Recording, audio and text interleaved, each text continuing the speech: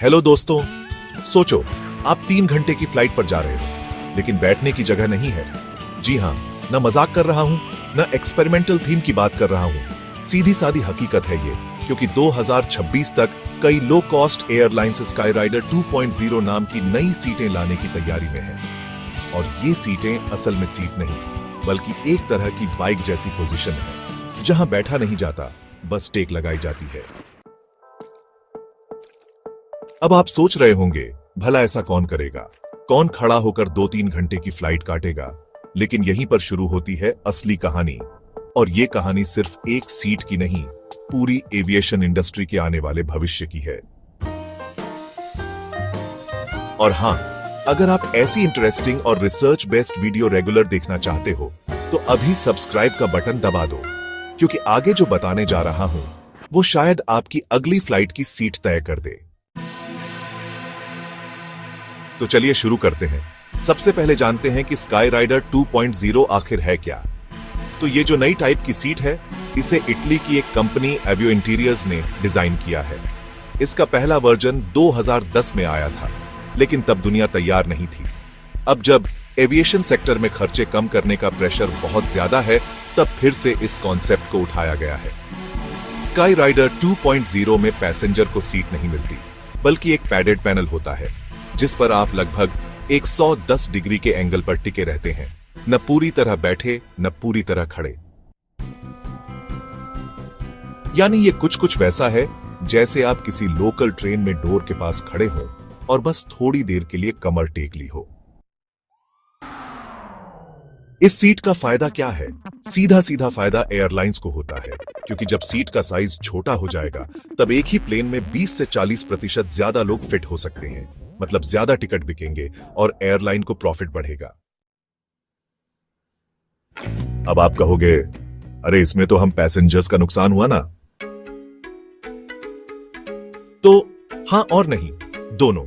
क्योंकि skyrider seats सिर्फ short distance यानी 1 से 2 घंटे की फ्लाइट्स के लिए डिजाइन की जा रही है। और ऐसे रूट्स पर अगर टिकट 30-40% सस्ता हो जाए, तो बहुत से लोग इसे झेलने के लिए तैयार हो सकते हैं।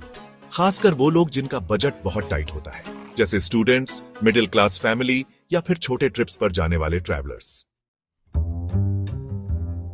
लेकिन यहीं आता है दूसरा बड़ा सवाल, क्या यह हेल्थ के लिए ठीक है? अब तक के रिसर्च और डेमो से यह तो साफ हुआ है कि इसमें लंबी फ्लाइट्स बिल्कुल नहीं चलेंगी, लेकिन 1 से सवा घंटे तक खड़े रहने की स्थिति को कुछ एक्सपर्ट्स ने टॉलरेबल कहा है। हालांकि बैक पेन, ब्लड सर्कुलेशन जैसे मुद्दे अभी भी कंफर्म नहीं हुए हैं। और सबसे बड़ी बात, क्या रेगुलेटरी बॉडीज इस सीट को मंजूरी देंगी? यानी DGCA हो या अमेरिका की FAA, दोनों को सेफ्टी, इमरजेंसी एक्सिट और कंफर्ट के हिसाब से इसे टेस्ट करना होगा। अब सोचो, आपने फ्लाइट में इतना पैसा बचाया, लेकिन उतरकर डॉक्टर के पास जाना पड़ जाए, तो फायदा या नुकसान? और यही वजह है कि अभी तक कोई बड़ी एयरलाइन इसको पूरी तरह से लागू नहीं कर पाई है। लेकिन खबरें आ रही हैं कि रायनएयर जैसी कुछ यूरोपियन एयरलाइंस इसे ट्रायल मोड में 2026 तक शुरू कर सकती हैं। और अगर वो सफल हुए, तो बाकी कंपनियां भी पीछे नहीं रहने वाली। अब जरा भारत की बात करें।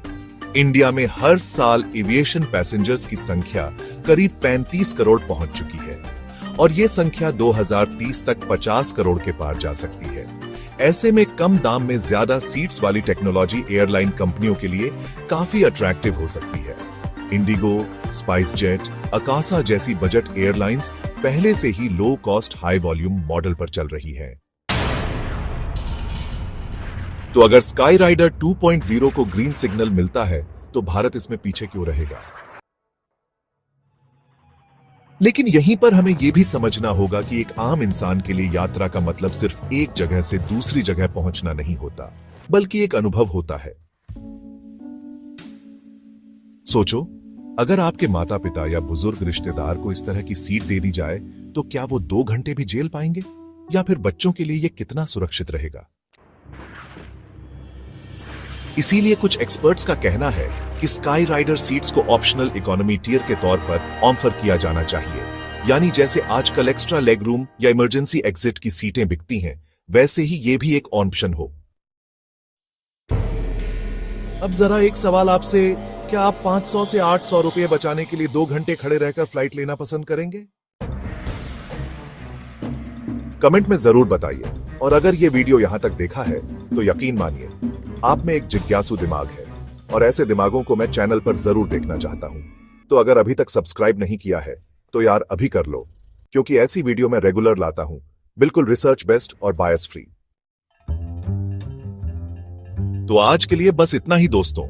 स्काई राइडर 2.0 एक शुरुआत है, ऐसी शुरुआत जो शायद उड़ानों को ऑटो रिक्शा जितना सस्ता बना दे, लेकिन साथ ही साथ ये भी सोचने पर मजबूर करती है कि कहीं हम सस्ते के चक्कर में कंफर्ट और क्वालिटी ऑफ लाइफ तो नहीं खो रहे। सोचिएगा जरूर। जय